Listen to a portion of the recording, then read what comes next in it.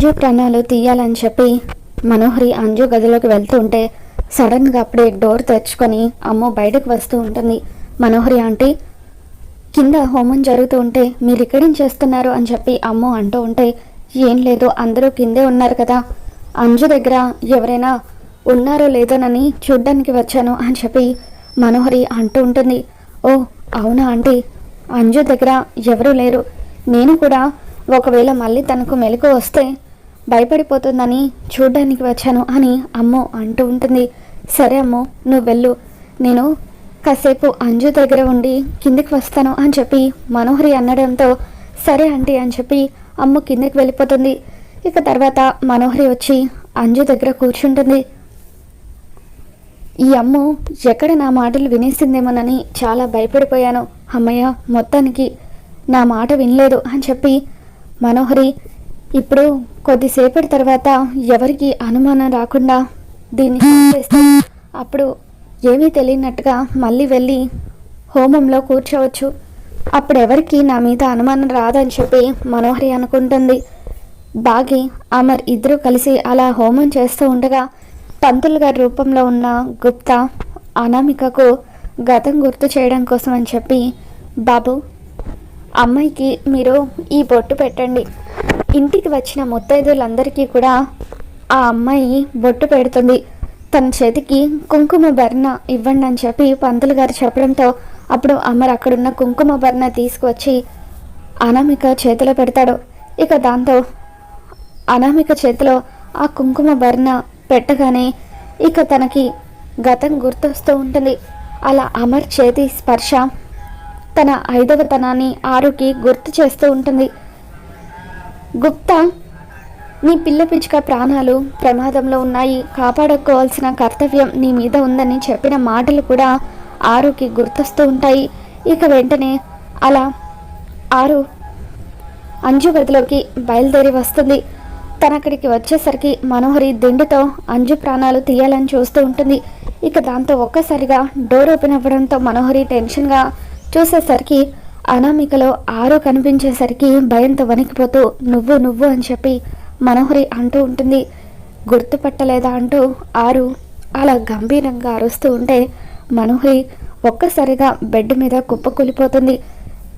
నా పిల్లల జోలికి రావద్దని చెప్పాను కదా, వస్తే ప్రాణాలు తీస్తానని చెప్పాను కదా, ఎందుకు వచ్చావు అని చెప్పి అలా ఆరు మనోహరి 2 చెంపలు కూడా వాయిస్తూ ఉంటుంది.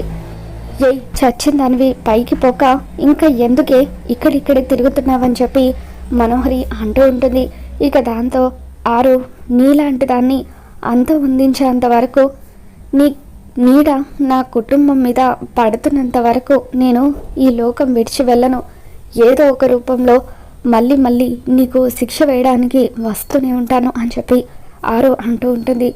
నువ్వు ఎన్ని ప్రయత్నాలు చేసినా కూడా నన్ను ఏమీ చేయలేవు, అమర్ని సొంతం చేసుకోవడానికి నిన్ను దూరం చేశాను, అలాగే ఏదో ఒక రోజు నీ చెల్లెల్ని కూడా ఈ లోకం నుండి పంపించేస్తాను, ఎప్పటికైనా అమర్ నావాడు అని చెప్పి మనోహరి అంటూ ఉంటుంది.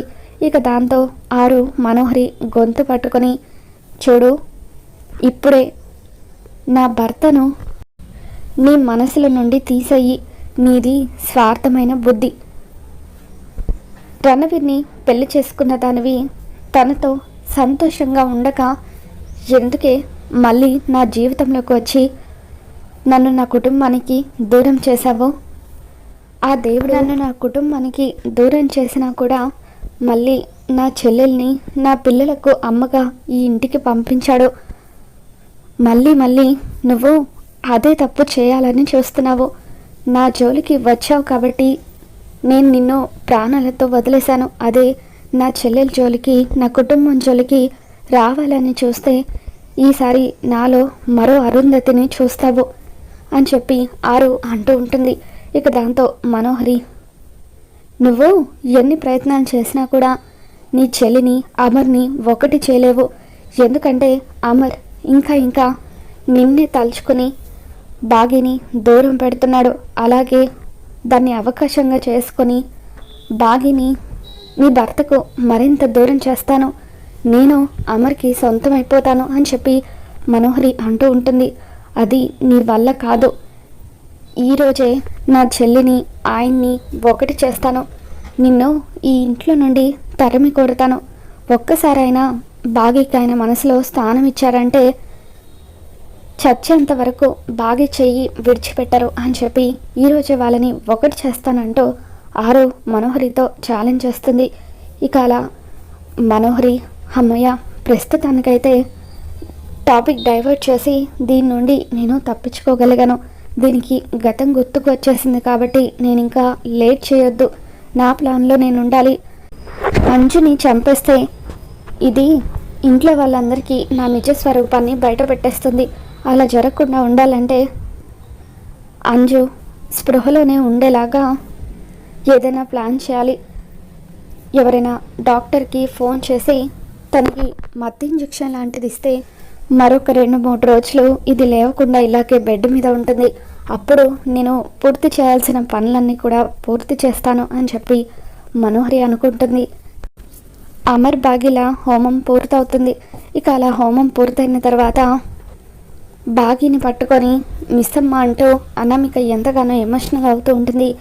ఏంటి అనామిక గారు, నన్ను ఇప్పుడే మొట్టమొదటిసారిగా చూస్తున్నట్టుగా అంతలా ఎమోషనల్ అవుతున్నారేంటి అని చెప్పి బాగి అంటూ ఉంటుంది.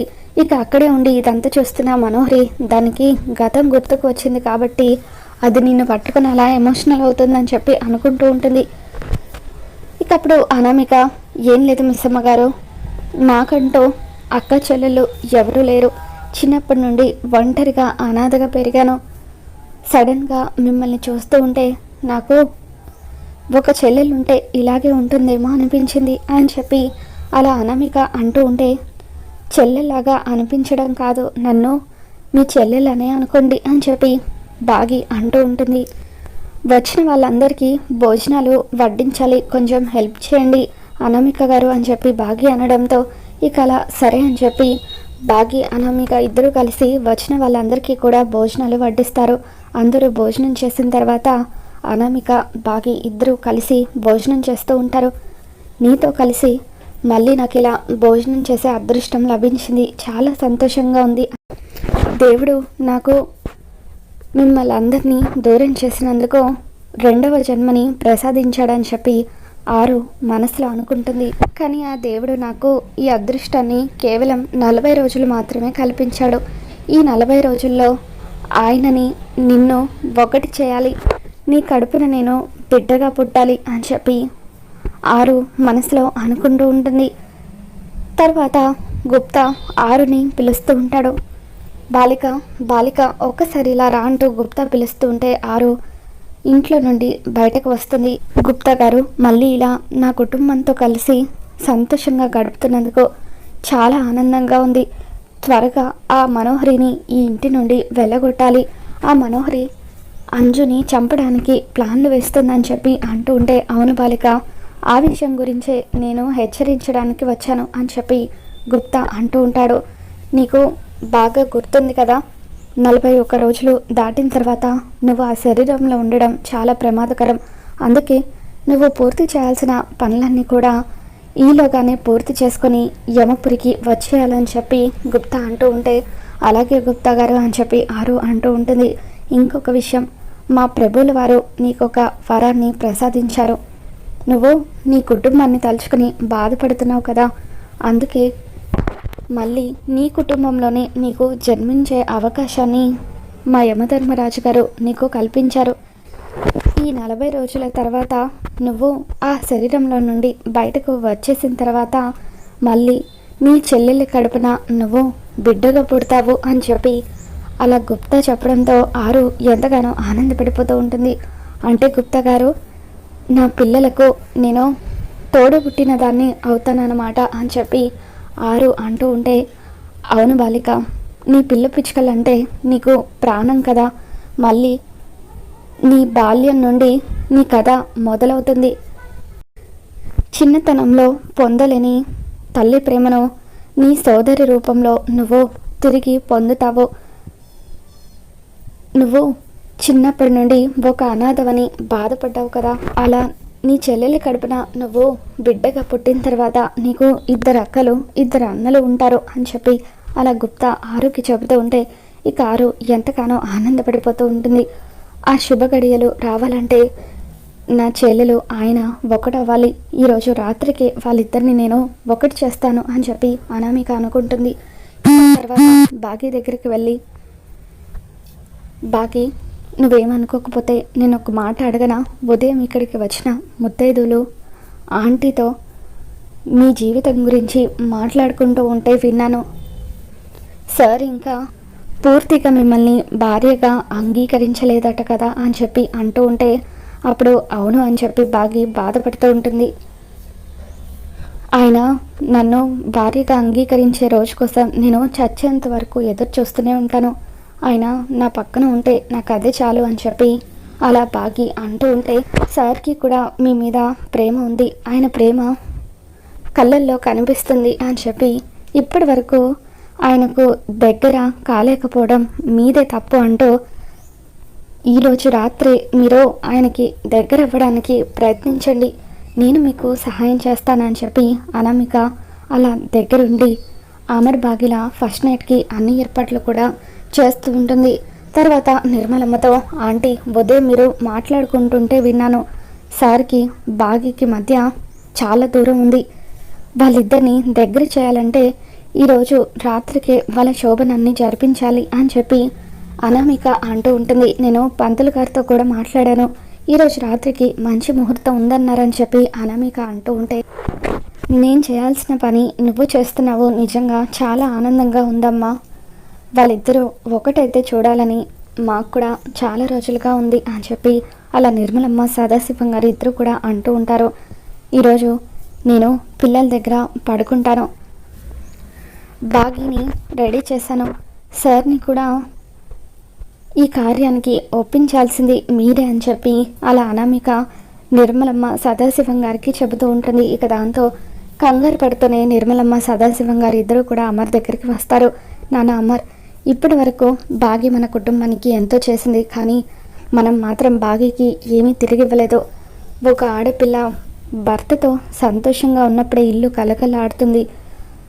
నువ్వు బాగిని భార్యగా అంగీకరిస్తే తను సంతోషంగా ఉంటుంది అని చెప్పి ఇక అలా మీ ఇద్దరికి ఈరోజు కార్యం ఏర్పాటు చేశాము, పంతులు గారు మంచి ముహూర్తం ఉందని చెప్పారు, దయచేసి మా మాట కాదనొద్దు నాన్న, బాగిని నువ్వు భార్యగా అంగీకరించు అని చెప్పి వాళ్ళు ఇంతకంటే మేము నీకేం చెప్పలేమని అంటూ ఉంటే, ఇక అప్పుడు అమర్ ఆలోచనలో పడతాడు. నిజంగానే బాగి కుటుంబానికి ఎంతో చేసింది, అటువంటి బాగిని సంతోషపెట్టాల్సిన బాధ్యత నా మీద ఉంది అని చెప్పి ఇక అలా అమర్ బాగి గదిలోకి రాగానే ఇక అలా తన వైపు ప్రేమగా చూస్తూ ఉంటాడు. బాగి మాత్రం కంగారు పడిపోతూ ఉంటుంది. ఇక దాంతో ఇక అమర్ ఒక్కసారిగా బాగిని కూర్చోబెట్టి మాట్లాడుతూ ఉంటాడు. ఐఎమ్ రియల్లీ సారీ బాగి, ఇప్పటి వరకు నేను నిన్ను ఎంతగానో బాధ పెట్టాను, నా మాటల వల్ల నా చేష్టల వల్ల నువ్వు ఇబ్బంది పడుతూనే ఉన్నావు, కానీ ఈరోజే నేను ఒక నిర్ణయానికి వచ్చాను, ఇకపై నేను నిన్ను పూర్తిగా భార్యగా అంగీకరించి నీతో కొత్త జీవితాన్ని మొదలు పెట్టాలని నిర్ణయించుకున్నానని చెప్పి అలా అమర్ తన మనసులో ఉన్న ప్రేమను బాగీకి చెబుతూ ఐ లవ్ యూ బాగీ అంటూ బాగీకి ఐ లవ్ యూ కూడా చెబుతాడు. ఇక అలా మొత్తానికి ఆరో ప్లాన్ చేసి బాగి అమర్లను ఒకటి చేస్తుంది. మరి రాబోయే ఎపిసోడ్లో ఏం జరగబోతుందో మళ్ళీ మన ఛానల్ తెలుసుకుందాం.